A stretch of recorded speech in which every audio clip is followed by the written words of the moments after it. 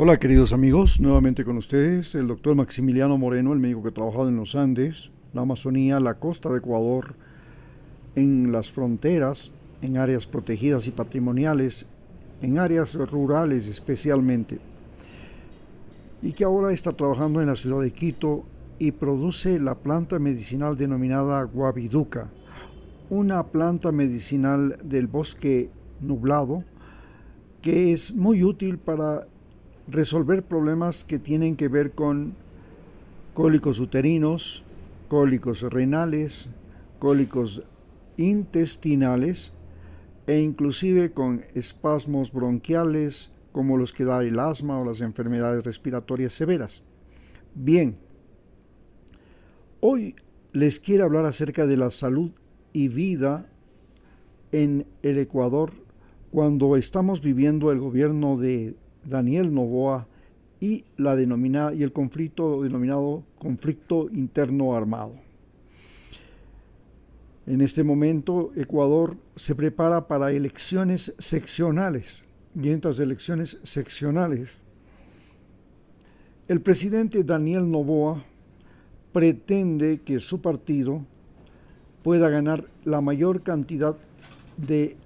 grandes urbes, especialmente Quito, Guayaquil, Cuenca, y ciudades como Manta, Portoviejo, Esmeraldas, Babahoyo, Machala y algunas de las capitales de la zona andina. Le preocupa menos tener victorias en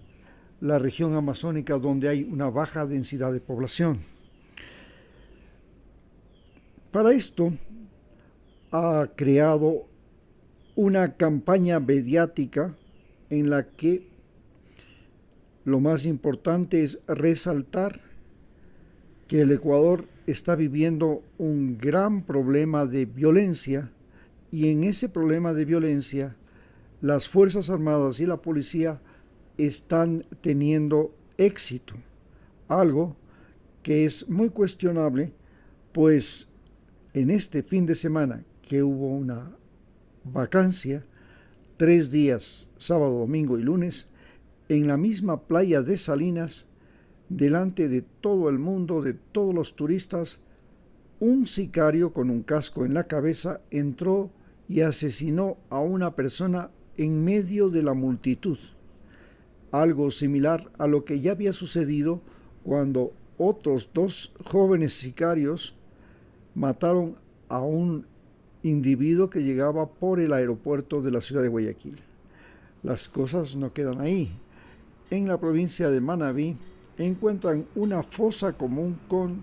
cadáveres, vehículos quemados, y esto nos pone de relieve que la violencia en Ecuador sigue tan mal. ¿Cómo se puede explicar que el Ecuador haya caído, especialmente la zona costera, en una ola de violencia tan brutal y tan salvaje que se parece a la época de el salvaje oeste en los Estados Unidos, cuando se descubrió oro en California o cuando se pretendía expulsar a los indígenas de sus territorios utilizando migrantes especialmente europeos? La violencia era tal en Estados Unidos que en sí los pueblos que se creaban, muchos de ellos a lo largo de la línea del tren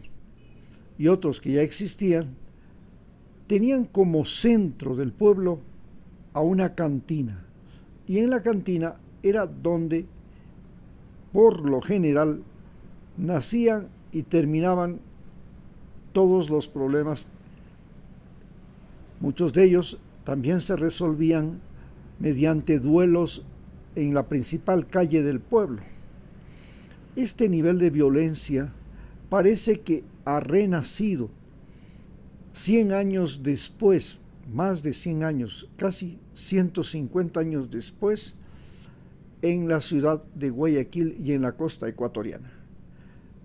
Aparentemente se debe a que la población de la costa ecuatoriana quedó desensibilizada ante lo que es la muerte luego de la pandemia. Tenemos que recordar que Guayaquil se convirtió en noticia mundial durante la pandemia porque era común encontrar cadáveres en las casas, en las esquinas, en las calles, en vehículos de todo tipo. La muerte estaba en todas partes. En los hospitales se desbordaba porque no habían suficientes unidades de cuidados intensivos y la muerte era lo más común y más rutinario que le pasaba a un ecuatoriano en esos momentos. A partir de ese momento, morirse parecía que se había convertido en una suerte de juego de azar. Y desde ese momento, los jóvenes especialmente se desensibilizaron, aprendieron a ver a la muerte propia y ajena como una normalidad, una casualidad que era frecuente, es decir, se convertía en una normalidad. Más tarde, cuando Guayaquil se convierte en el primer puerto exportador de cocaína a Europa, y con la llegada de la mafia albanesa, que entra en disputa con las mafias mexicanas y colombianas por la cocaína, que antes se dirigía fundamentalmente a los Estados Unidos y ahora tenía que ser derivada hacia Europa, donde su valor era 4 veces más. Entonces, la violencia se volvió en algo común. La vida en sí se volvió simplemente algo que tiene precio. Vivir consistía en ganar rápidamente dinero o en quitar la vida a otro ser humano por un número de dólares. Es así como la vida en Ecuador comenzó a perder valor, especialmente en la costa. Seres humanos que durante generaciones habían sido cultivados como personas a las que el Estado les había dado y inclusive los recursos familiares les habían permitido estudiar, inclusive llegar a las universidades y más tarde tener familia, poder tener la posibilidad de tener casa, de tener un vehículo, se convirtió en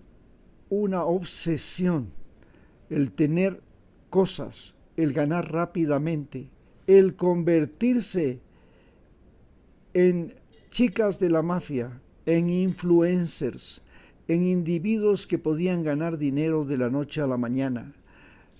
en la que un viajecito en lancha o un embarque colocado en un barco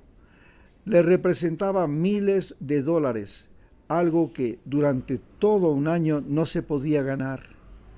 Es así que la obsesión por el dinero, por la riqueza, por el enriquecimiento rápido, por el gusto de jugárselas el todo por el todo, con el fin de poder pasearse por París, irse a Dubái, vivir una vida de